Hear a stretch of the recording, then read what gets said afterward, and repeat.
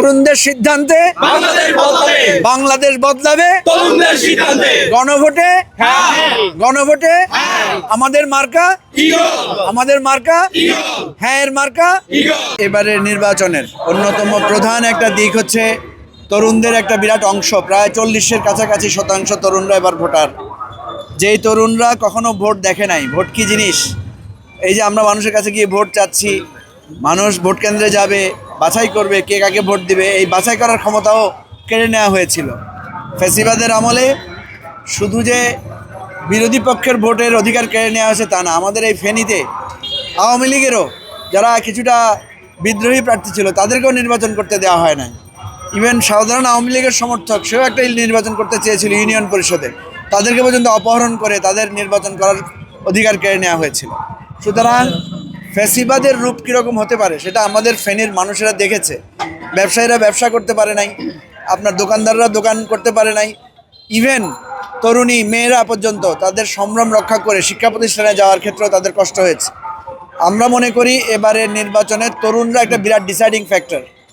একটা সময় ছিল যে বাচ্চারা তাদের মা বাবার ইচ্ছায় ভোট দিত, একটা সময় ছিল বাচ্চারা তাদের বন্ধুর ফ্রেন্ড সার্কেল মিলে এক জায়গায় ভোট দিত। এখন আমরা দেখছি যে না, তরুণরা স্বাধীনভাবে চিন্তা করতে শিখেছে। এই ফ্যাসিবাদের যে পতন তরুণরা এনেছে, কিভাবে এনেছে? ওই যে আপনার মনে আছে যে একজন পুলিশ অফিসার স্বরাষ্ট্রমন্ত্রীকে বলেছিল যে স্যার একটা মারলে তো আগে চলে যেত, সবাই পালায় যেত, এখন একটা মারি তো একটা পরে আর বাকিরা তো সবাই দাঁড়ায় থাকে। তো এই যে দাঁড়িয়ে যাওয়ার যে সংস্কৃতি তরুণরা তৈরি করেছে, যে কোনো অন্যায় অত্যাচার, ইভেন তরুণরা বাবা মায়ের বিরুদ্ধেও দাঁড়াচ্ছে নৈতিকতার প্রশ্নে, নীতির প্রশ্নে, অধিকারের প্রশ্নে। আমরা চাই তরুণরা কেউ কারো কথায় প্রলুব্ধ হয়ে ভোট দিবে না। তরুণরা প্রত্যেক প্রার্থীর প্রোফাইল দেখবে, তারা গুগলে গিয়ে সার্চ করবে, তারা পার্সোনাল প্রোফাইলে যাবে, কে কি করেছে, কে কি বলেছে, তার অতীত কি, সেটা দেখতে হবে। আপনারা জানেন আমাদের ফেনীতে একটা কথা এসেছিল রিভিউ, ঠিক আছে, খুব জনপ্রিয় হয়েছিল। আমরা চাই তরুণরা কোনো কিছু সরাসরি গ্রহণ করবে না, গ্রহণ করার পর সেটা আবার রিভিউ করবে, বারবার রিভিউ করে তারা সিদ্ধান্ত নেবে। এবারের নির্বাচনে তরুণরা যার সিদ্ধান্ত নেবে বাংলাদেশের পথে চলবে। তরুণরা সিদ্ধান্ত নিয়েছিল শেখ হাসিনা বাংলাদেশে থাকবে না, ভারতে থাকবে।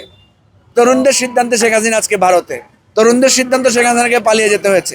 তরুণদের সিদ্ধান্তে বাংলাদেশ বদলাবে। আমরা সবাই বলি তরুণদের সিদ্ধান্তে বাংলাদেশ বদলাবে, তরুণদের সিদ্ধান্তে বাংলাদেশ বদলাবে। গণভোটে আমাদের মার্কা হ্যাঁ এর মার্কা। এটাই হচ্ছে আমাদের তরুণদের কাছে আহ্বান। ধন্যবাদ।